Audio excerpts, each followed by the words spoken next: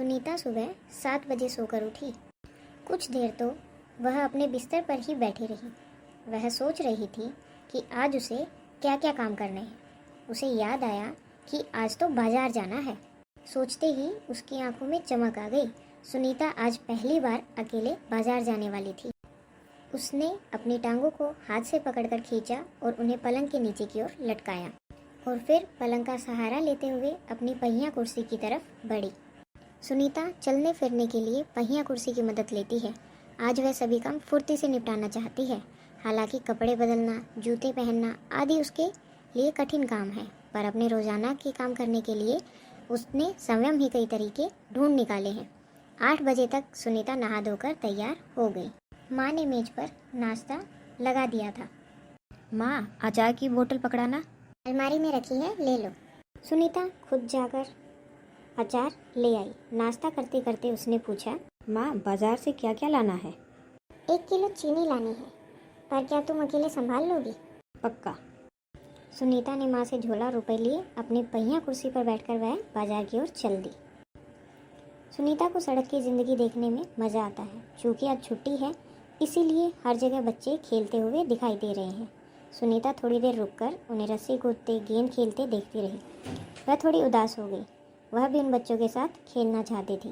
खेल के मैदान में उसे एक लड़की दिखी जिसकी माँ उसे वापस लेने के लिए आई थी। दोनों एक दूसरे को टुकुर टुकुर देखने लगे। फिर सुनीता को एक लड़का दिखा। उस बच्चे को बहुत सारे बच्चे छोटू छोटू बुलाकर चिढ़ा रहे थे। उस लड़के का कद बाकी बच्चों से बहुत छोटा था। सुनीता को यह सब बिल्कुल अच्छा नहीं लगा। रास्ते में कई लोग सुनीता को देखकर मुस्कुराए, जबकि वह उन्हें जानती तक नहीं थी। पहले तो वह मन ही मन खुश हुई, परंतु फिर सोचने लगी, ये सब लोग मेरी तरफ भला इस तरह क्यों देख रहे हैं? खेल के मैदान वाली छोटी लड़की सुनीता को दोबारा कपड़ों की दुकान के सामने खड़ी मिली। उसकी माँ कुछ कपड़े देख रही थी। तुम्हारे पास ये अजीब सी चीज़ क्या है? यह तो बस एक। सुनीता जवाब देने लगी, परंतु उस लड़की की माँ ने गुस्से में आकर लड़की को सुनीता से दूर हटा दिया। इस तरह का सवाल नहीं पूछना चाहिए फरीदा, अच्छा नहीं लगता। मैं दूसरे बच्चों से अलग नहीं हूँ, सुनीता ने दुखी होकर कहा। उसे फरीदा की माँ का व्यवहार समझ नहीं आया। अंत में सुनीता बाजार पहुँच गई। दुकान में घुसने के लिए उसे सीढ़ियों पर चढ़ना था। उसके लिए यह कर पाना बहुत मुश्किल था। आसपास में सब लोग जल्दी में थे, किसी ने उसकी तरफ ध्यान नहीं दिया। अचानक जिस लड़के को छोटू कहकर चिढ़ाया जा रहा था, वह उसके सामने खड़ा हो गया। मैं अमित हूँ, क्या मैं तुम्हारी कुछ मदद करूँ? मेरा नाम सुनीता है। पीछे के पैडल को पैर से ज़रा दबाओगे? हाँ हाँ ज़रूर, कहते हुए अमित ने पहिया कुर्सी को टेढ़ा करके उसके अगले पहियों को पहली सीढ़ी पर रखा, फिर उसके पिछले पहियों को भी ऊपर चढ़ाया।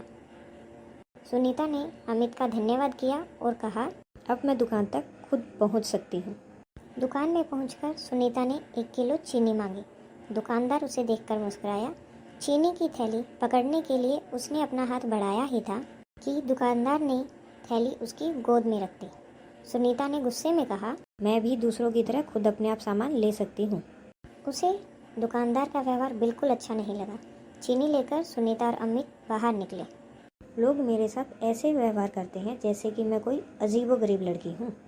शायद तुम्हारी पहिया कुर्सी के कारण ही वे ऐसा व्यवहार करते हैं। पर इस कुर्सी में भला ऐसी क्या खास बात है? मैं तो बचपन से ही इस पर बैठकर इसे चलाती हूँ। पर तुम इस पर क्यों बैठती हो? मैं पैरों से चल ही नहीं सकती। इस पहिया कुर्सी के पहियों को घुमाकर ही मैं चल फिर पाती हूँ। लेकिन फिर भी मैं दूसरे बच्चों से अलग नहीं हूँ। मैं वे सारे काम कर सकती हूँ जो दूसरे बच्चे कर सकते हैं। अमित ने अपना सर ना में हिलाया। मैं भी वे सारे काम करता हूँ जो दूसरे बच्चे कर सकते हैं, पर मैं भी दूसरे बच्चों से अलग हूँ। इसी तरह तुम भी अलग हो। नहीं, हम दोनों दूसरे बच्चों जैसे ही हैं। अमित ने दोबारा अपना सर ना में हिलाया। देखो, तुम पहिया कुर्सी पर बैठकर चलती हो, मेरा कद बहुत छोटा है। हम दोनों ही बाकी लोगों से कुछ अलग हैं। सुनीता कुछ सोचने लगी। उसने अपनी पहिया कुर्सी आगे की ओर खिसकाई। अमित भी उसके साथ साथ चलने लगा। सड़क पार करते समय सुनीता को फरीदा फिर नजर आई। इस बार फरीदा ने कोई सवाल नहीं पूछा। अमित झट से सुनीता की पहिया कुर्सी के पीछे चढ़ गया। फिर दोनों पहिया कुर्सी पर सवार होकर तेजी से सड़क पर आगे बढ़े। फरीदा भी उनके साथ साथ दौड़ी। इस बार भी लोगों ने उन्हें घूरा, परंतु अब सुनीता को उनकी परवाह नहीं थी।